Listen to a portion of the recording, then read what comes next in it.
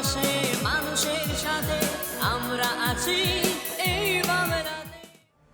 আপনারা দেখছেন সংবাদ শিরোনাম। দেখলেন তো অনেক কিছু, এবার দেখুন নতুন কিছু। বেহাল পরিষেবা অভিযোগ তুলে দলবল নিয়ে বিক্ষোভে আবাসিকদের। মাথায় এমার্জেন্সি লাইট, বালতি নিয়ে রাস্তায় নেমে বিক্ষোভে মহিলারা। আবাসনের ম্যানেজারকে ঘিরে ধরেও চলল বিক্ষোভ। ব্যাপক উত্তেজনা দুর্গাপুরের শোভাপুর সংলগ্ন বেসরকারি আবাসন চত্বরে। ওই আবাসনগুলিতে রয়েছে প্রায় 700 আবাসিক। পানীয় জল, বিদ্যুৎ, লিফট, বিভ্রাট লেগেই রয়েছে, সঙ্গে ফাটল ধরেছে আবাসনের দেওয়ালে। পর্যাপ্ত নিরাপত্তা রক্ষী না থাকায় চুরির ভয়ও বাড়ছে। পরিষেবার জন্য টাকা নেওয়া হলেও দেওয়া হচ্ছে না ঠিকঠাক পরিষেবা। এই অভিযোগ তুলে সোমবার সকাল থেকে চলে তুমুল বিক্ষোভ। বিক্ষোভকারী শতাব্দী রায়ের অভিযোগ, পরিষেবা দেওয়ার নাম করে আবাসন কর্তৃপক্ষ হাজার হাজার টাকা নেয়। মাসে প্রায় 30 থেকে 40 লক্ষ টাকা সংগ্রহ করে আবাসন কর্তৃপক্ষ। জলের জন্য আমরা আবাসন কর্তৃপক্ষকে 33,000 টাকা করে দিয়েছিলাম, তারপরেও তারা সেই টাকা পুর নিগম কর্তৃপক্ষকে দেয়নি। সে কারণে পানীয় জল পরিষেবাও বন্ধ হয়ে গিয়েছিল। কিন্তু আমাদের বিক্ষোভের জেরে সেই টাকা দিতে ওরা বাধ্য হয়েছিল পুর নিগমকে, তারপরেই স্বাভাবিক হয়েছিল পরিষেবা। কিন্তু এখন পানীয় জলের পাইপলাইন বেহাল হয়ে পড়ে রয়েছে। ব্যবহার করা হচ্ছে কম দামি পাইপ, তাই ঠিকমতো পানীয় জল মিলছে না আবাসনগুলিতে। এছাড়াও বিদ্যুতের সমস্যা তো লেগেই থাকে, লিফট বিভ্রাটের সমস্যা থাকে। প্রচণ্ড বৃষ্টি হলে বৃষ্টির জলও বাড়ির মেঝেতে ঢুকে যায়। ওই আবাসনের ম্যানেজার বিজয় দে সম্পূর্ণ ভিত্তিহীন অভিযোগ দাবি তুলে বলেন, পরিষেবা দেওয়ার জন্য যে টাকা দেওয়ার কথা সেই টাকা দীর্ঘদিন ধরে দিচ্ছে না আবাসিকরা।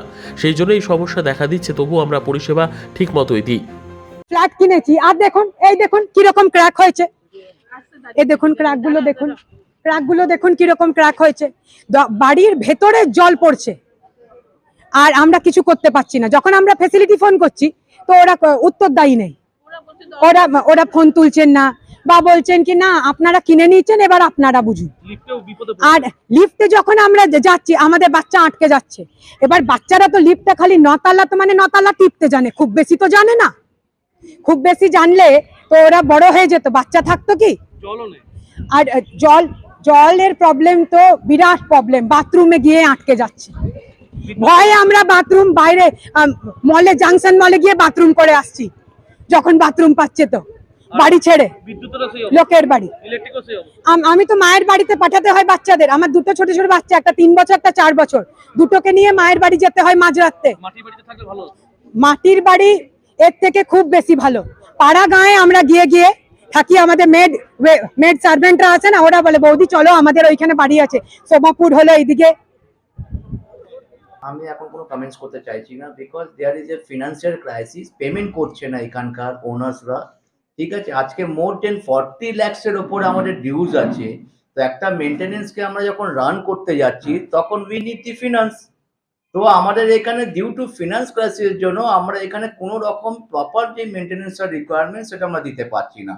এবং all the owners are aware আজকের ডেটে, এরকম না যে ওনার্সরা জানে না, ঠিক আছে। There is a committee is also aware there is a huge finance crisis is going on, ঠিক আছে।